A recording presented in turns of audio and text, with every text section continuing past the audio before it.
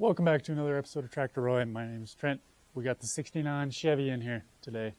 This is what I use for a wood truck. I had some issues. This tire here, I blew a tube in it. The tire was okay, but the valve stem rotted off. So blew the tube, threw the spare in there. It worked, got me home. I didn't have a jack that trip. It was the stupidest thing ever. Then the next time, so I fixed this. I welded a little hole. There was a hole in there, and that's why they patched it.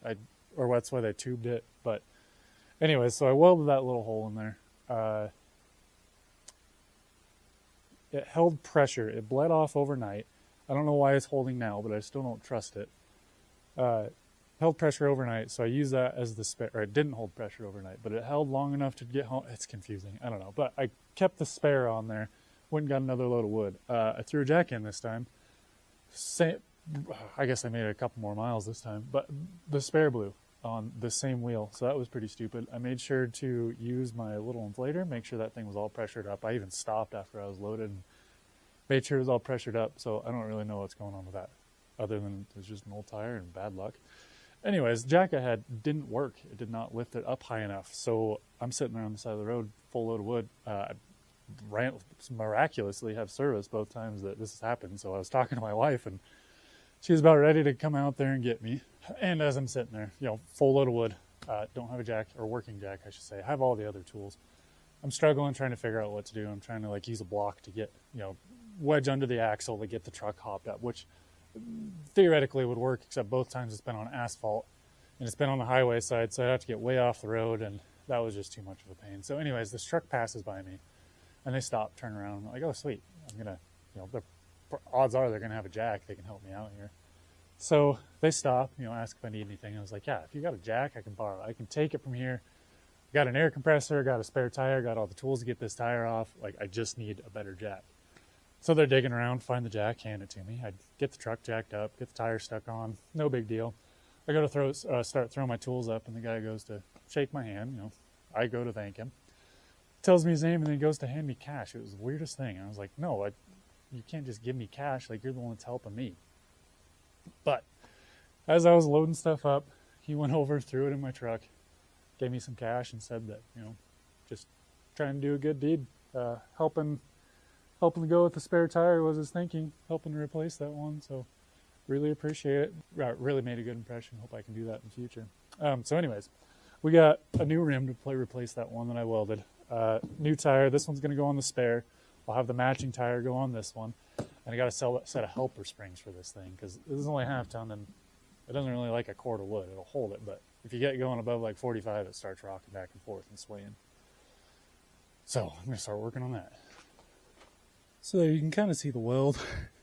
I don't know, it looked like a rock hit it weird. So I welded it, which obviously worked, but I don't really trust it. It worked as a spare for that one trip, but now I got a new tire for it. And I don't know, I've taken off this tire a couple of times now, and I really feel like those weights aren't actually balancing it anymore. So, take this tire off, put it on the new wheel. Take the tire off the spare, put the new tire on the spare. Yeah.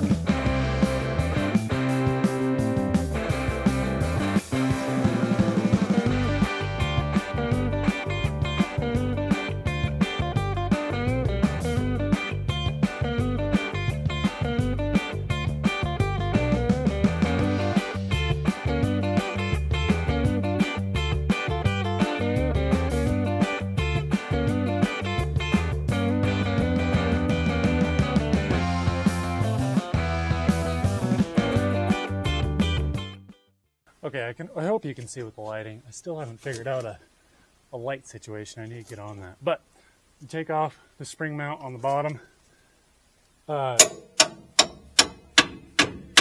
You take off your leaf spring U-bolts.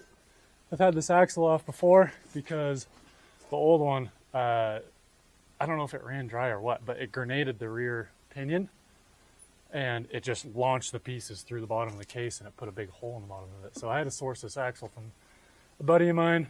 It came off of a car because this is only a half ton. So they cut the shock mounts, spring perches off of the old one and this one, and then welded them onto this one in the right spot. And that was 2020, I do believe. So anyways, take off those U-bolts. So my bolts weren't rusted on there or anything, so you might have some issues with it. But take those off. Got that little keeper off. Now I got to grab the hardware, just in case you're wondering. That was what I went with. And this is super easy. It just sits on there. I don't know if I really need that, but I'm sticking it on there anyways.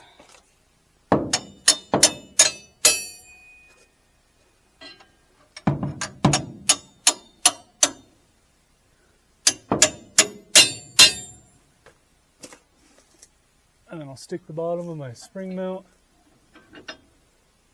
Get some nuts started.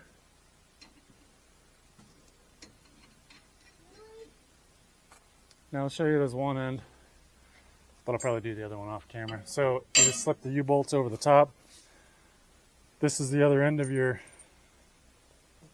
springs under the leaf pack, or the leaf spring pack. So these are more or less load adjustable. So depending on how much help you want with these helper springs is how much you want to tighten this down. The tighter you make these, the more weight that spring pack will carry, or the more weight that this extra leaf spring will carry, the stiffer the load. So if you tow your boat every now and then and you're adding these on, then you can have them backed off a ways, like about like that, honestly. And then when you put a load on there, then they'll start helping. In this situation, I pretty much only use it for firewood. So if it rides rough, it's not that big of a deal to me. So I'm going to tighten these things down all the way so it gets all the help that it can get. This truck with a cord of firewood in the back of it, it'll sway going down the road. If you hit a bump just right, or wrong even, or you like flinch with the steering wheel, that whole back of the truck just rocks back and forth. So I've got that tightened up, bottomed out on the threads. There's no more threads left. That's as tight as I can get it on this. And then you double nut it. And this second nut, it just wedges against that first one, prevents it from backing off. So that's as tight as these will go, and that will provide the most spring pressure possible with this leaf spring. If you were to back it down, they're variable. So like you could bring halfway if you don't want quite as much weight. You could back it all the way off if you don't want any. Now that's done, I'll do the other side. Got the second side done. Now this spring pack is done. The extra add a leaf, helper spring, overload spring, whatever you want to call it, is installed. So now I'm ready for the tire and done with this project. Boy, that was a pain, but we got it on. This is a way wider rim than that old one was. Also got my helper spring installed. You can see it on there. So I actually got a haircut halfway through. My wife called and was like, hey, if you want a haircut, it needs to be done now. So I stopped what I was doing because I kind of want a haircut. It's getting a little long. Just to clarify, this is a helper spring. Adding this does not increase the load capacity of the truck. It's still the same gross vehicle weight rating from the factory, even with this extra spring. This extra spring just helps carry that weight safer. It'll keep the truck from rocking. It helps keep it level. It helps your handling better. Your braking won't. It helps all around. It doesn't increase anything. It just helps. Hence the helper spring. It's not a weight spring. It's just a helper spring. But tomorrow, as you can see, I got some saws loaded up.